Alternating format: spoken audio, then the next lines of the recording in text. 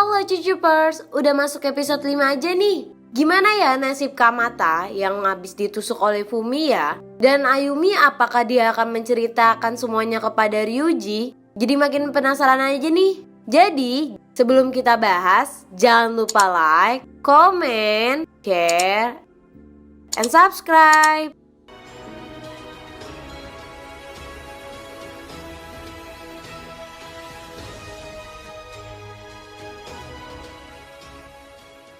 Di awal film, dengan memperlihatkan ibu dan adik dari Kamata yang datang ke rumah sakit karena insiden penusukan yang dilakukan oleh Fumiya, ternyata Kaoru adalah adik dari Kamata dan untunglah nyawa Kamata bisa diselamatkan. Onizuka pun berjanji kepada Kaoru jika mereka akan menjaga Kamata. Tak berselang lama, datanglah Ayumi dan Mariko bersama dua polisi yang sangat kenal dengan dua Onibaku. Polisi langsung menginterogasi Onizuka CS karena saat kejadian mereka berada di tempat kejadian. Tapi mereka memilih bungkam dan akan menyelesaikan masalah ini dengan cara mereka sendiri. Saat Onizuka CS ingin mencari Fumiya, salah satu polisi menahan mereka. Onizuka pun sedikit mengancamnya dan menyuruh si polisi untuk menjauhkan tangannya dari pundaknya. Tiba-tiba datanglah Fumiya ke rumah sakit dan memukul salah satu polisi. Sebelum ia pergi, Fumiya mengatakan jika dirinya akan menghabisi siapa saja yang dekat dengan Ayumi. Shin pun pindah ke kafe Nagisa. Disinilah semua terjawab. Ternyata saat tunangannya Ayumi masih hidup, Ayumi pernah berjanji kepada Fumiya jika ia akan bersama kakaknya sampai ajal menjemputnya. Tapi nasib berkata lain, tak disangka mereka mengalami kecelakaan yang merenggut nyawa kakaknya. Dan dari sinilah Fumiya merasa jika Ayumi telah mengkhianati kakak tercintanya.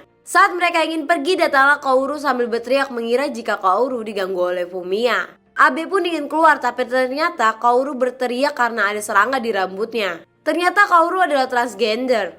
Keesokan harinya bawaan Fumiya pergi ke sekolah Kaoru untuk menculiknya, begitu juga Ayumi. Saat ia pergi ke jembatan, dirinya diculik oleh Fumiya. Alhasil mereka berdua pun disekap di markas Fumiya. Sementara itu, Onizuka dan Ryuji yang telah mengetahui pujaan hati mereka diculik langsung pergi mencari Fumiya. Dengan jubah kebesaran Onibaku, sesampainya mereka di sana, tampak Fumiya telah siap para bawahannya. Fumiya berkata jika pengorbanan mereka kepada sang gadis akan sia-sia karena menurutnya gadis adalah sebuah bencana seperti kakaknya yang tewas karena seorang gadis. Ryuji pun menjawab dibandingkan dengan orang mati, orangnya masih hiduplah yang lebih berani. Fumiya langsung memerintahkan bawahannya untuk menabrak Onizuka dan Ryuji dengan mobil.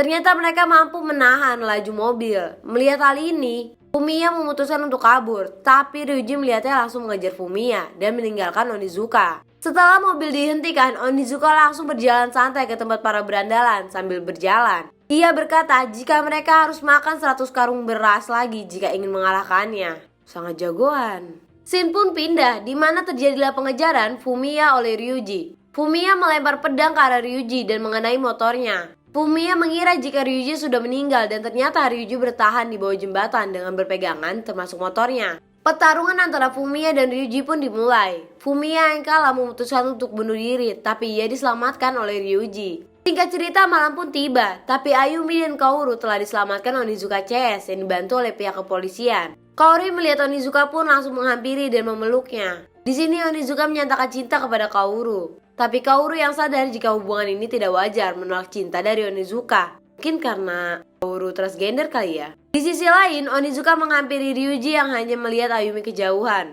Ia pun menyerang Ryuji dengan satu pukulan dan kata-kata mutiaranya. Onizuka berkata, seorang pria harus bisa membahagiakan sesuatunya, gadis yang dia cintai. Setelah mendapatkan motivasi dari Onizuka, Ryuji pun pergi menemui Ayumi. Ryuji yang sudah yakin dengan keputusannya mengajak Ayumi untuk pindah kota dan hidup bersama. Keesokan paginya Ryuji menunggu Ayumi di stasiun kereta. Namun sampai malam Ayumi tidak datang menemui Ryuji. Saat pulang dari stasiun, ia sudah ditunggu Onizuka. Disinilah kita melihat seorang Ryuji menangis. Onizuka pun mengatakan jika patah hati itu lebih sakit daripada berkelahi. Keesokan harinya di atap gedung sekolah Onizuka CS sedang menongkrong dihampiri oleh Mariko. Ia memberitahukan kepada Ryuji jika Ayumi telah mengundurkan diri dari sekolahan dan ia juga memberikan surat yang dititipkan Ayumi kepada Ryuji. Surat tersebut berisi di mana Ayumi akan memulai kehidupan baru di kota Nanjau. Ia akan tetap melanjutkan pekerjaannya sebagai guru. Ayumi berpikir di saat pertama kali ketemu Ryuji.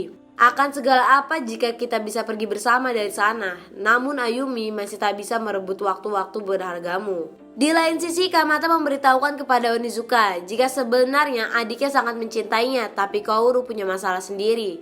Mendengar hal itu, Onizuka pun pergi ke sekolahan Kaoru untuk menemuinya. Shin pun pindah, tanpa Kaoru pulang sekolah ditegur oleh gurunya yang menyuruhnya agar tidak menggunakan seragam wanita lagi. Tiba-tiba datanglah Onizuka yang langsung memarahi sang guru. Disinilah Kaoru mengatakan jika Onizuka cocok menjadi seorang guru. Dan itulah pesan terakhir dari Kaoru. Dan Onizuka tetap harus menjomblo dan ceritanya pun bersambung. Nah cucupers, kayaknya Onizuka dan CS harus mengalami patah hati lagi nih. Karena dia harus ditolak oleh kekasihnya, pujahan hatinya ya.